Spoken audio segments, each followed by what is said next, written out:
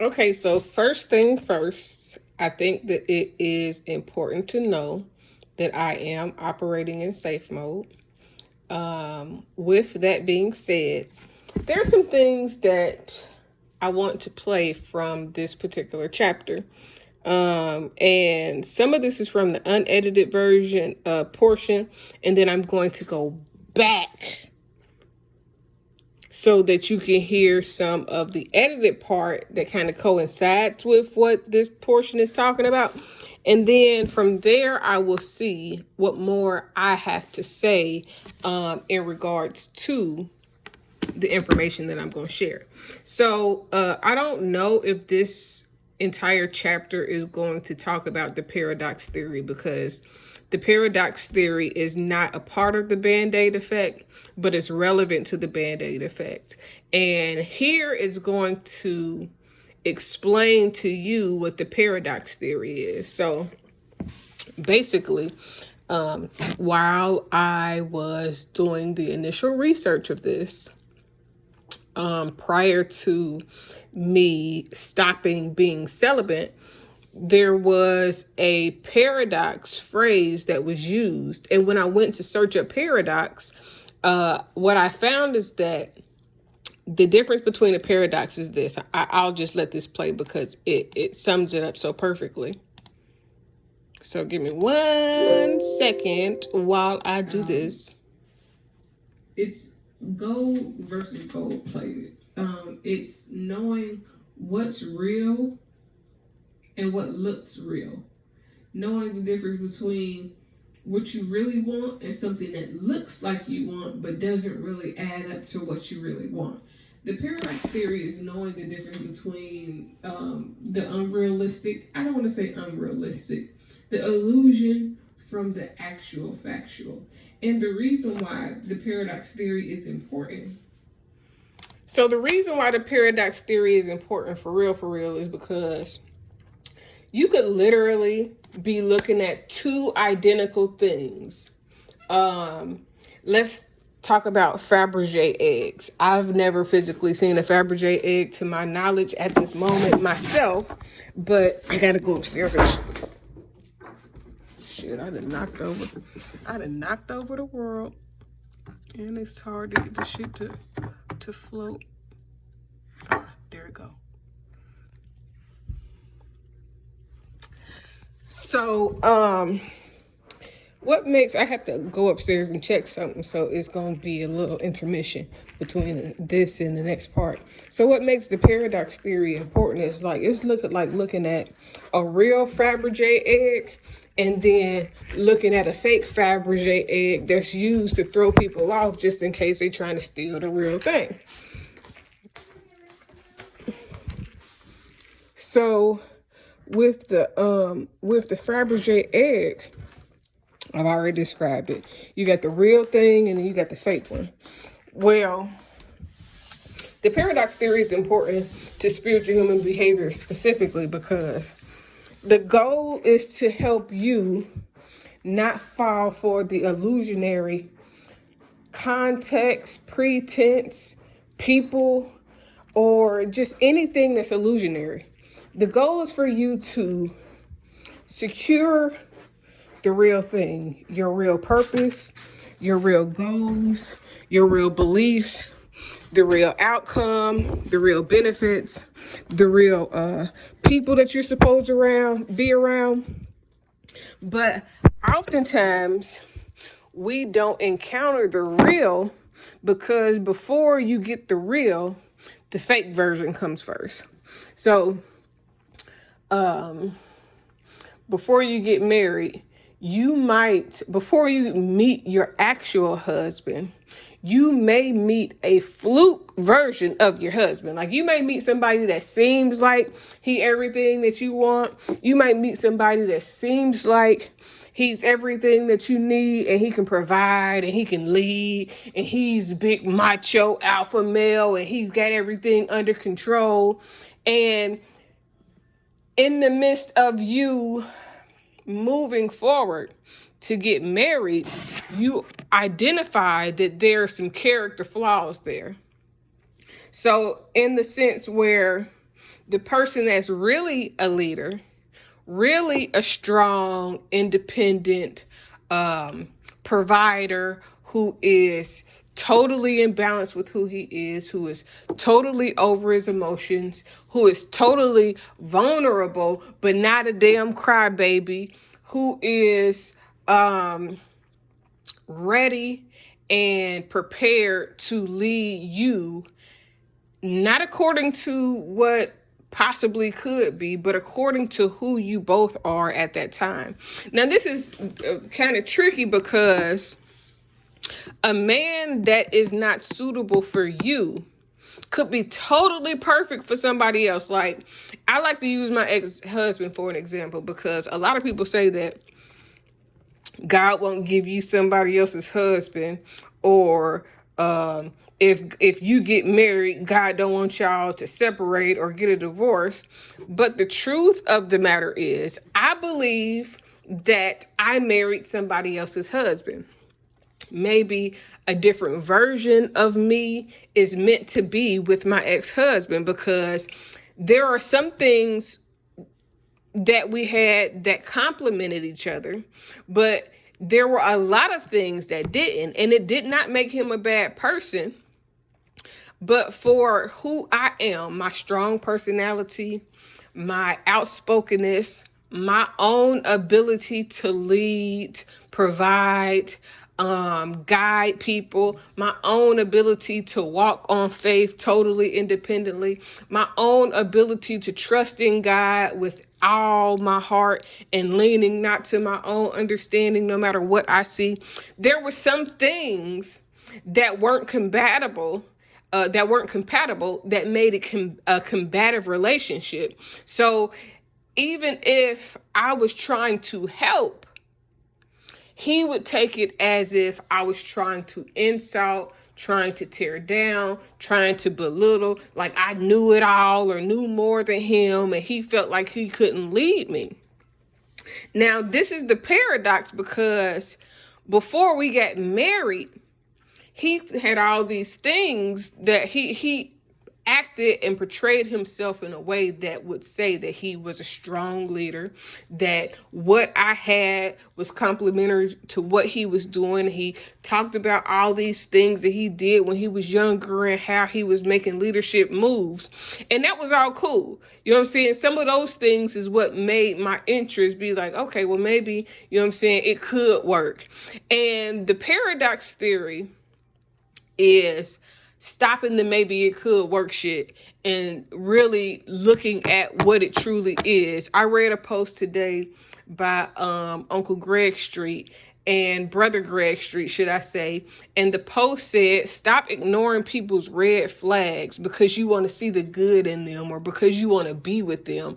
And for my ex-husband, he is not a bad guy, but I ignored a lot of red flags because I wanted to get married. I wanted to have children. I wanted to do all these things. And I was in a church at the time that was like, if you single, your next goal is to get married. And they almost, in a younger congregation where you are rescuing souls from the street and they've already been sexually active. They've already, you know what I'm saying, dibbled and dabbled in this and that. One of the things that you see is a lot of people dating, but they don't want you to just date anybody. They want you to date somebody that's on your level, which is understandable. But there comes a point to where churches have marriage boot camps and single no more type shit. You know what I'm saying? Like where they're quote unquote trying to prepare you to get married. But in the preparing you to get married, it's like they're trying to push you into a place that you might not necessarily be ready for. So in pushing you towards marriage, like once you join church, it's like join church, get saved. If you single, you should be married because God made a helpmeet for you and you're made to be a helpmeet. And if you're not married, it almost comes across as if you're not married, then something is wrong with you, or this is your next goal. Like, they push you to pursue marriage, even if you want to get married or if you don't want to get married. So in my experience, I seen a lot of people jumping into marriage with people they barely knew, half knew, took from somebody else, and now they the new. And I said all of that to say, when you push people into marrying people and you make people feel like marriage is the only ultimate goal and the only ultimate option, and marriage and family is what works for everybody, then you begin to have a lot of people get married that may not even be ready for marriage. They may not even evaluate who they're marrying, and they can get caught off guard because now they're marrying somebody to live up to this religious standard of you get saved, you get your life and your mind right, you rededicate, and then you go get married. And really what it should be, if that's going to be the avenue or the route that you instruct people, is you get saved, you find your purpose, you begin to pursue your purpose, outline your goals, pursue your goals, and in the midst of going forward in what you were called to do, then God will align somebody with you that is also called to walk along that journey with you. And the difference is looking for somebody or being willing to accept somebody because they come along and say, okay, well, let's get married. There's a lot of people that get married just because church make them feel like they living in sin if they shacking up. And personally, I don't believe in not living together before you get married, because you can visit somebody who clean up their house every moment right before you come, and you don't know how they really live. You can visit somebody and they put on their best behavior, but until you actually live with that person, you don't know what it is like to be with that person. There are people that can put on a show every day, but when they go home, the heart and their mind and their soul and their actions and their body movement and the way that they function is totally different than what they display out in the front. So the paradox becomes you marrying a person that quote unquote mirrors everything that you would pray and ask God for, but they might not live up to what everything that God says is you need, because most times you are limiting yourself to what you know about yourself right now, to what God has shown you right now, to what has been revealed to you in prayer right now. Now, I would not trade my children for the world. I believe that there was a purpose and a learning in the avenue that I took. Even if it wasn't for a purpose, there was a lot of learning that occurred that allowed me to be where I am now, to learn the things that I've learned, and to come to the point to where I am right now to be able to help you with this. So the paradox is the fraudulent version that comes before you, that appears to be everything you need, that says that they're everything you need, but they're not fully grown. They're not, and they may be a grown adult in age, but they're not grown adult in their spirit. They're not grown adult in their mind. They're not grown adult in their emotions. They're not grown adult in their actions. They're not grown adult in their ability to communicate. They're not grown adult in the things that are vital and important for who you are and where you are supposed to be, or where God is sending you eventually. So the paradox is allowing the time for the real to be exposed and the fake to be removed out of the way. Like, so for the real version of my husband, as I would hope for it to be, if it's meant for me to get remarried. Oh, so this is what I was going to say. So I feel like I married somebody else's husband. He wasn't the version of man that I need. He wasn't the version of maturity that I need. He wasn't the version of spirituality that I need. He wasn't the version of a leader that I need. He wasn't a version that, like, there is a song. This particular song made me look at Tyrese different, because one of the lyrics of a song that he did, a freestyle song that he did, he said, "You may be the better version of my ex-wife." And when I heard that, it struck me different, because my ex-husband wasn't horrible. He wasn't like, we did have physical fights where we both fought each other and hit each other. We did have arguments. We did fall out. We did ignore each other, and there were things that were very bad, that were causing more mental distress on top of the PTSD and the trauma that I was healing from already when entering that relationship, hoping that that relationship would provide support, stability, leadership. I want to say a little bit of direction, because for myself, my husband needs to be able to provide direction. For myself, my husband has to be able to lead the room, control the room. He has to be someone that I can respect and listen to without him having to be like, respect me, listen to me. You know what I'm saying? Like, the type of presence that my husband should have, in my mind, is that his presence demands respect. Who he is makes you want to look at him and listen to him, like makes everybody want to tune in and figure out what knowledge and wisdom is he talking about today. So when I say that doesn't mean that my husband is like less than me, or he's gonna be less than the person that I'm gonna be with in the future, or that whoever my ex-husband is with is less than me or weaker or anything derogatory. It just means that whoever my ex-husband is supposed to be with is a different version of me if he thought that I was cool.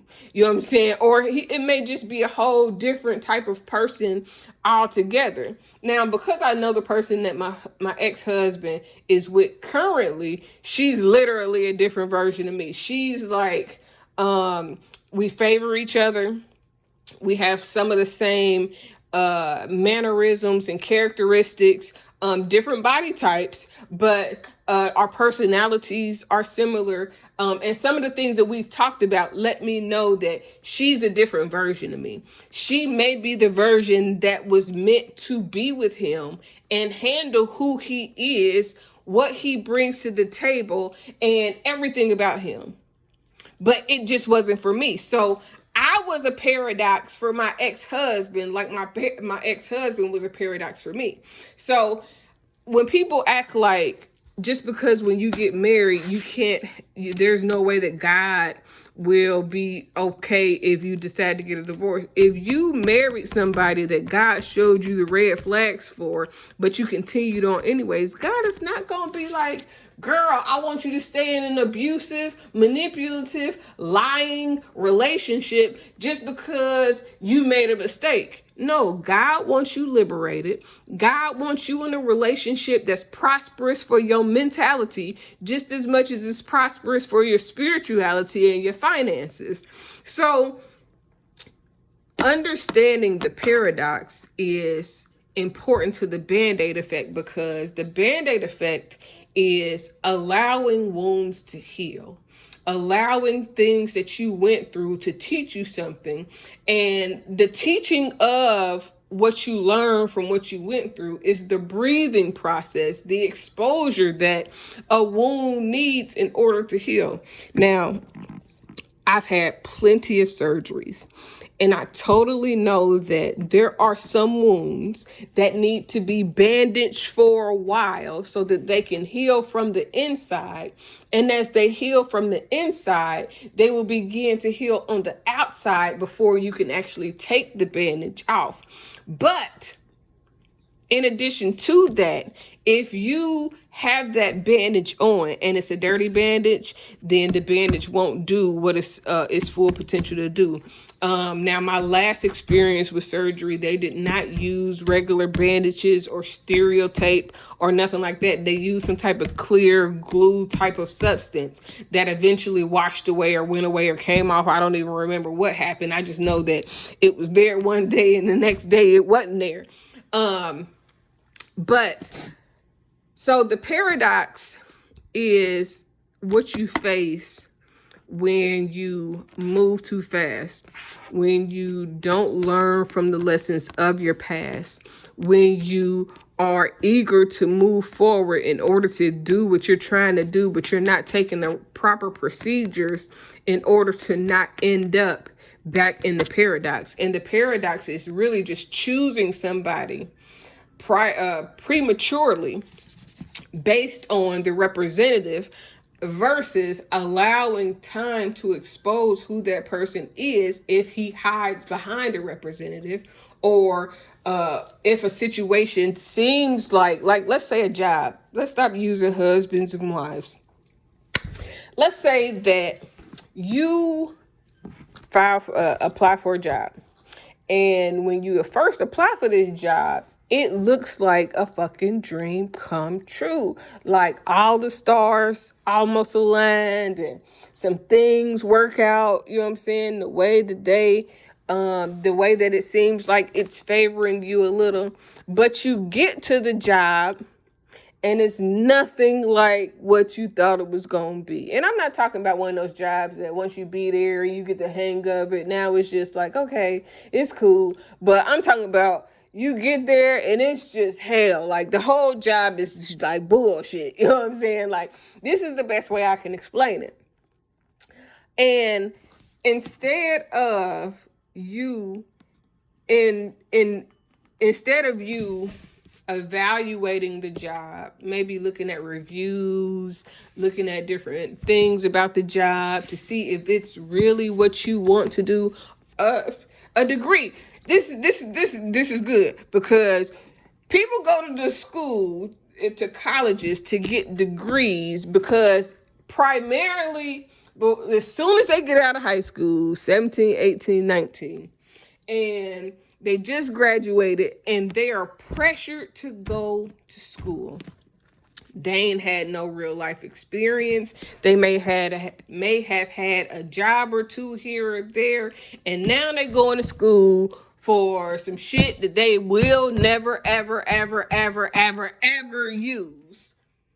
Versus taking some time, evaluating their goals, seeing what it is that they may be interested in. Let's say somebody just automatically jumps into a nursing degree program because everybody in their family are nurses, or because they know it's going to make them money.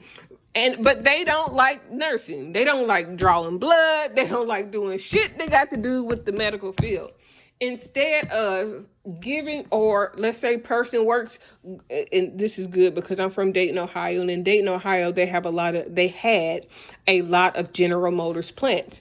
Let's say instead of going to college, you go and you jump and you apply for General Motors because you know people at GM make good money. You know it has all these benefits and da-da-da-da-da. And so instead of even evaluating what you really want to do with your life, and applies to me because before I decided to go to the Army, for a long time, my biggest goal in Dayton, Ohio was I'm going to work at GM. My mama was bringing home thousands of dollars a week. Like, how could that not be the move? However, you go in thinking that you're going to have a 20-year career, a 30-year career at GM, or you go into college thinking, I know I'll be good at nursing because everybody in my family was nurses. But you realize that this job ain't it. This degree ain't it. This GM long-term thing ain't it. One, GM shut the fuck down. Like out of nowhere, everything started shutting down. So there are literally I don't think no GM plants in Dayton, Ohio. Now there may be a Chrysler or whatever the manufacturers of Chrysler is, a Bear or whatever the hell that shit is. It may be one of those, or it may be an off-brand contract place that contract GM employees. But my plan to go and work at GM and retire in 20 to 30 years like my daddy did, or like my mama is about to do, would have failed. I would have not worked at GM in Dayton, Ohio for 30 years or 20 years, because guess what? That GM closed down like 10 years after I graduated. So that whole plan was a paradox. I have a cousin. She's been doing nursing. She was a CNA, she LPN, now she's an RN. From my understanding, outside looking in, because we're not the closest of cousins, but from the conversations that we've had in the past, she doesn't like nursing. She's out here modeling, some half nude, some nude, some, you know what I'm saying, risque or whatever. Things that she doesn't necessarily have to do, especially getting naked, because she already has so much going for her. She can almost buy her way into the right position within modeling and go further than she will, for most part, doing it the way that she's been doing it. And that's not to say that she's not pretty. She's very pretty. She got really good hair. She's a little hot-headed sometimes and got some other issues, but she spent all of those years going to school to be an RN, working as an RN, just to really throw it away. And now she might still be working in the RN field, but she's not happy. She doesn't feel fulfilled, because if she did, she wouldn't be pursuing something else. And that is the paradox. The paradox is, this looks appealing. This looks like it's going to be fun. This looks like I will enjoy it. But what it looks like is nothing in comparison to what it will be or what you really need. So, but in order to evaluate that, in order to grow beyond and past that, it takes some self-evaluation. It takes some, okay, what do I really like? What am I really into? What are my real interests? Am I doing this just for the money, or am I doing this because I really enjoy doing this? The reason why marriage is so easier to say about this is because, I mean, it is the easiest thing that you can get into and not really know what you're getting into. And it doesn't matter how long you've known that person, they could still be somebody different that you really don't know. So I use these different scenarios to illustrate the paradox theory, because within the paradox theory, it's learning the illusion from the reality. So using the Band-Aid theory, what I do is, moving forward, how I use the Band-Aid theory within the paradox is making sure that if there were signs, cues, red flags, or things that I chose to ignore in order to try to see the best in my ex-husband, those are things that I have to be more cautious and aware of for my next husband, because this next one is the last one. I don't want to be married 3, 4, 5, 6, 7, 8, 9, 10 times. 2 and I'm done. If it don't work out with 2, then shit, marriage just ain't for me, and I can't be staying with you. Now, I'm not staying with nobody that's gonna make me unhappy. Nobody that's going to add stress to my life. Nobody that I have to, that I'm stronger than. Nobody that's more unstable than me. Like, and I'm not talking about financially, because baby, if you get with me, you're going to come up financially. That is just who I am as a person. That's my mindset. That's the truth and the capabilities and the possibilities and all of that. So personally, I'm never worried about if a nigga got enough money in order to be with me. All I need to know is if he has enough hustle and ambitious determination in order to fulfill the opportunities that I can get placed before him.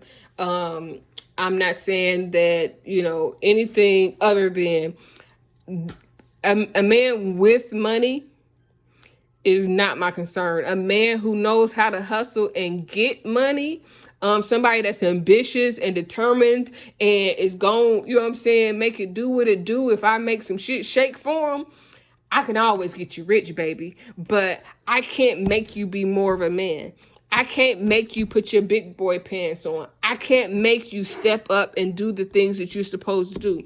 I can encourage you, but I can't make you be encouraged. You know what I'm saying? I can't uplift you, but I can't make you be uplifted. I can be submissive to you, but I can't make you lead. I can't make you be a good leader. So it's about finding and understanding the basis of what you really need, the lessons that you've gone through to learn what you need, and then making the proper adjustments so that you can get what you need. Because the last thing you want to do is fall for the okie doke, fall for the sham, fall for somebody or something, or, you know what I'm saying?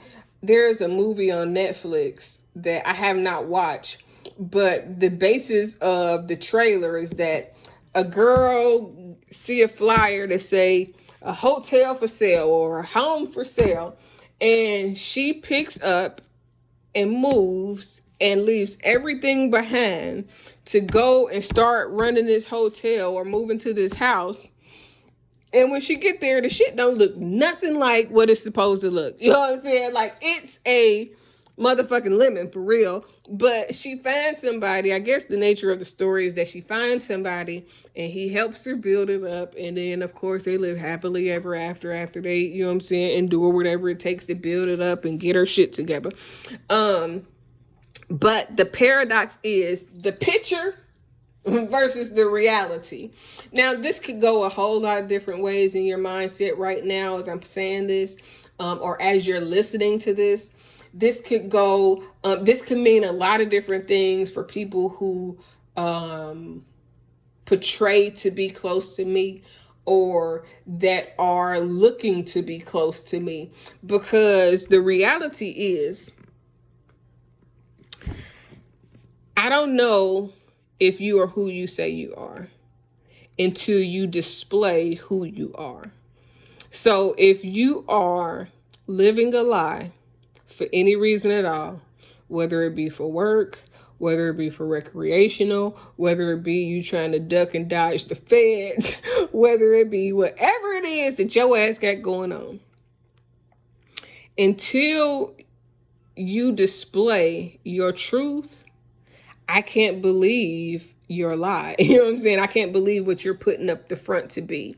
And I can't, if a person was looking to date me or court me or marry me, I'm not giving you more leeway than I would give another person. I wouldn't care if you were my best friend and I feel like you know me front and back, and I feel like I know you front and back, and I can trust you and you can trust me. But if you haven't put me in the position to be your wife, your fiance, it ain't no rings on my finger, so I'm not married. Until you solidify what you're trying to do, or the claims that you're trying to make, like, don't claim me to get clout, because that's the worst route. That will blow up in your face, because I'm not going to allow you to feed off of me up under false pretenses.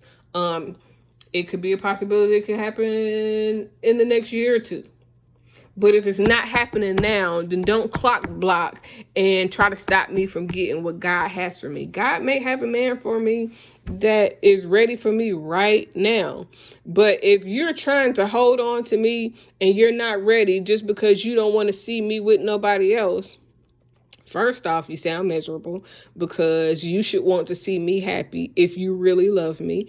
But secondly, don't block my blessing if you're not willing to be my blessing. You know what I'm saying? Like, and you can take that however you want to. But I'm not taking nobody serious. It's not making no moves in my real life. This online shit is really just online shit. You know what I'm saying?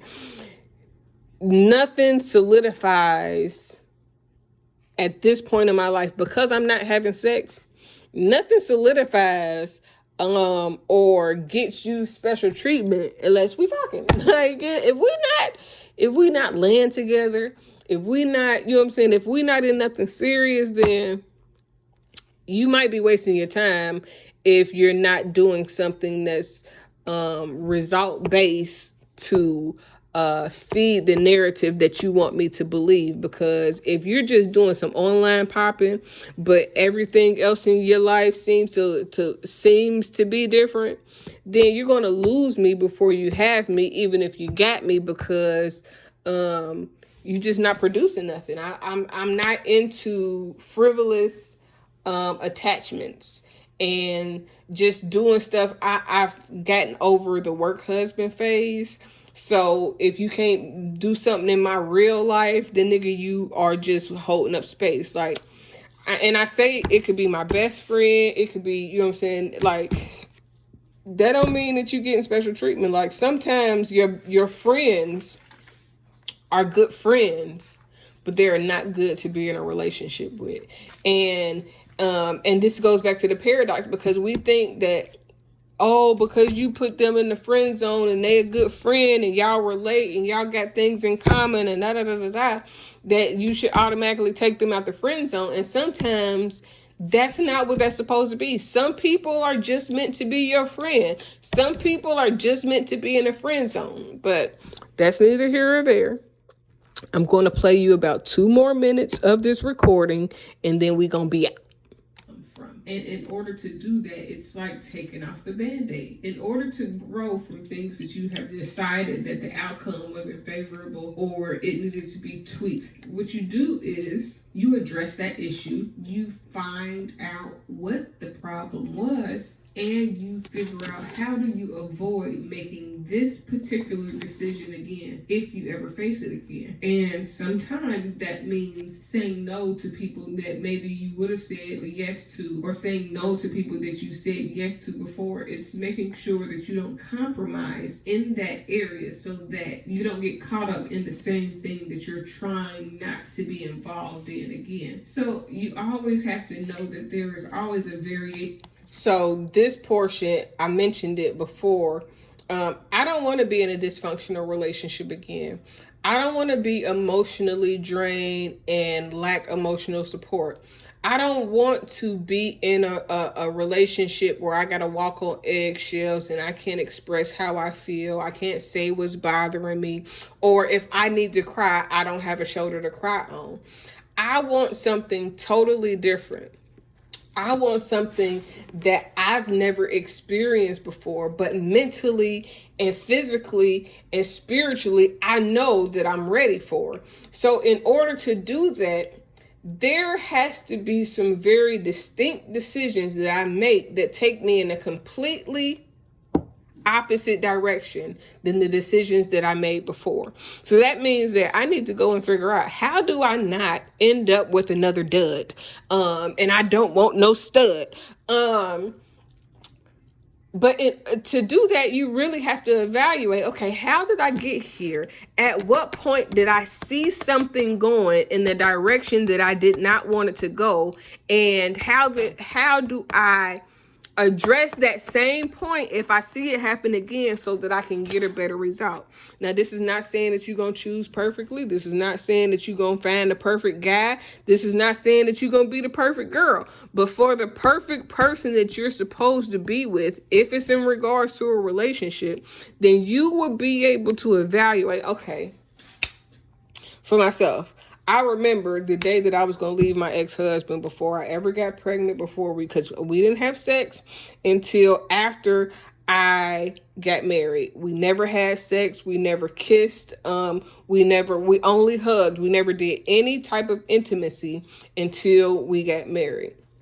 But I remember the day that I'm not even sure what happened. I'm not sure if it was because we had a whole lot of little disagreements beforehand, but I don't know if it was this one incident where we were riding somewhere and I think I wanted to turn the radio off and he wanted to turn it on, or I wanted to turn it on and he wanted to turn it off. And I remember him being like, bitch this and bitch that. And I was deep in church then. I really wasn't even, doing no cussing. I was like twinkle toes, the bitch was like goody two shoes. And I've never been perfect, but I live a life of integrity. So if wherever I'm invested in, then my integrity lies into being invested into that specifically. But I remember, and I was mentioning that incident because it may have been the same day that happened, that I went home because we lived together and the living arrangements wasn't the worst. We didn't sleep in the same room. He slept on one side of the house. I slept on another side of the house. And this is why I don't necessarily agree with not having sex or not living together, because I know that we were able to live together because we lived together.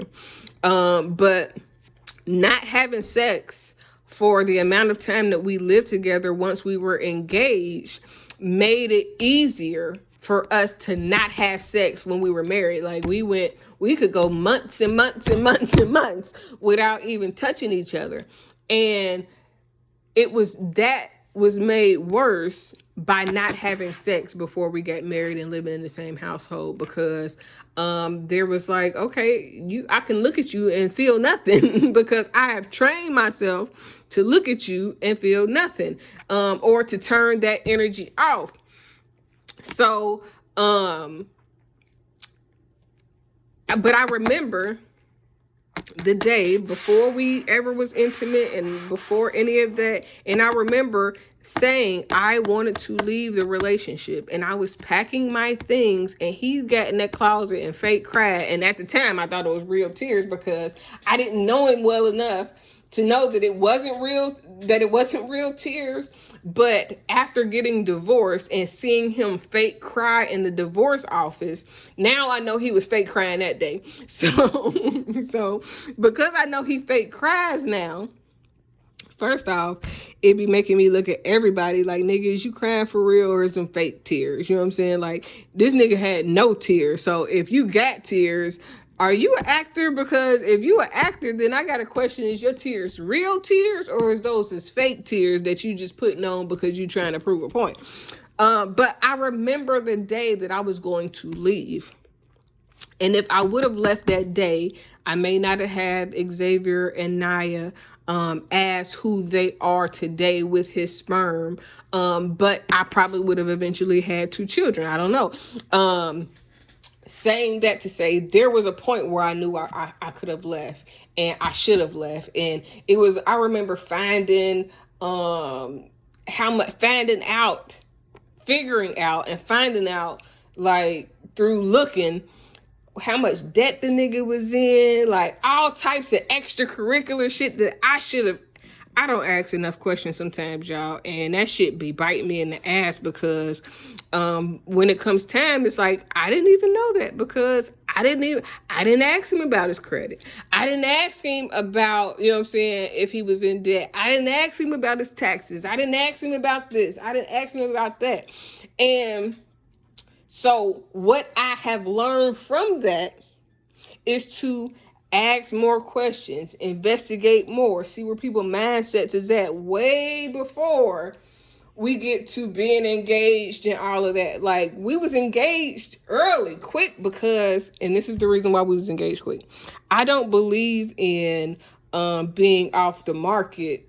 Like, if I don't have a ring on my finger, I'm really single. Like, I'm not that, oh, I mean, you could be my boyfriend, we can date, and I won't date anybody else. I'm not a player at all. Not in my best days, not on my worst days. That's just not who I am. If we're in a relationship, if we are actively dating, especially if we start having sex, I'm not seeing nobody else. But if I don't have a ring on my finger, we not fucking, we not none of that, then I'm single. You know what I'm saying? So that can pressure somebody into feeling like, well, I better lock her down now before somebody else come along and swoop her up.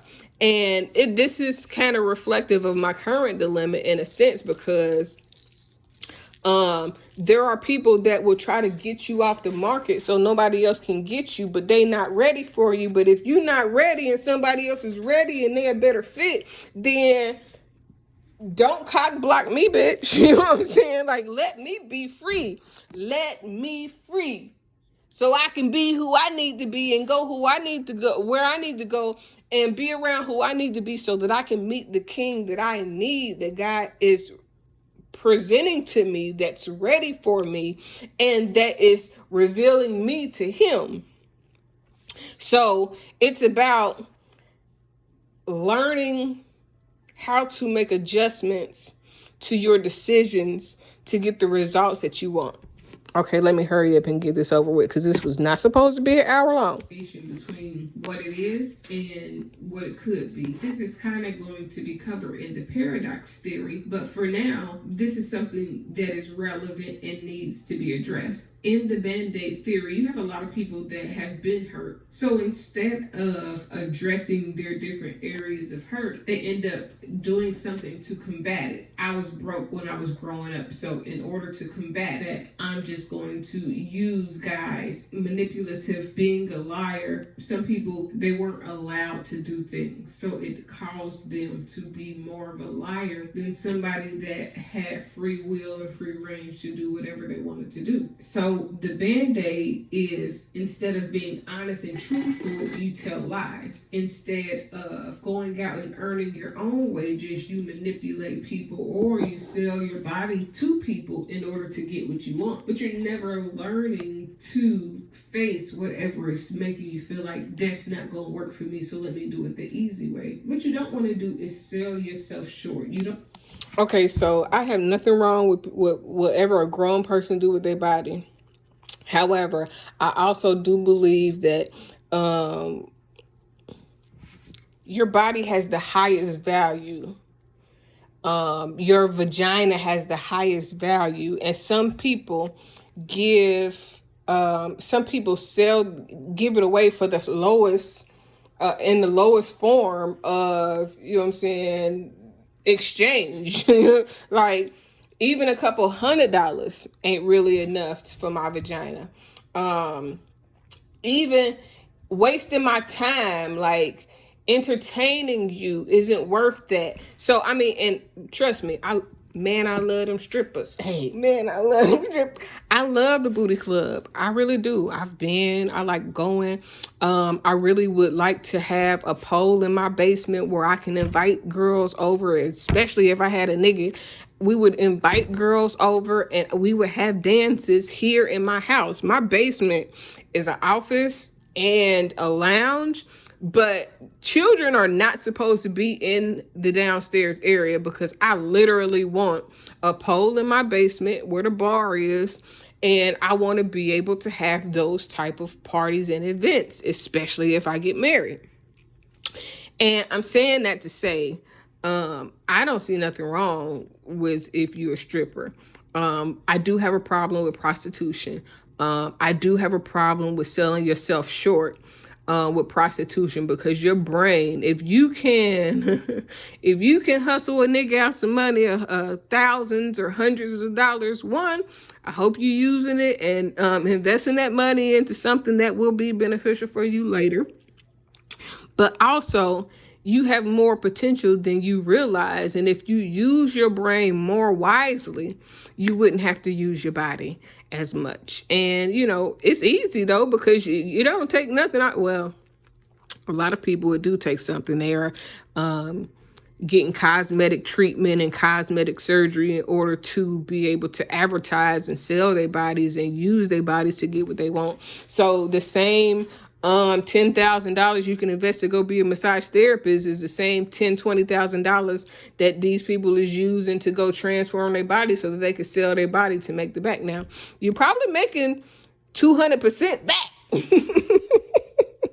Shit, if I was younger and I don't want to say desperate, but because I'm a veteran, some of the things that some people have to do in order to come up, I've never had to do, because I made decisions that was future oriented, that I knew was going to secure the future of my family, no matter who my husband was, no matter how many children I had, no matter what was going on. When I was 17, the goal in my mind was, how can I secure my future for my family and for what I desire? So, yeah, hopefully this was good. It really wasn't supposed to be this long, but sometimes I can go, and it's good to be able to illustrate the point that I'm trying to make in such a way. So I hope you be blessed, and I hope this helped you.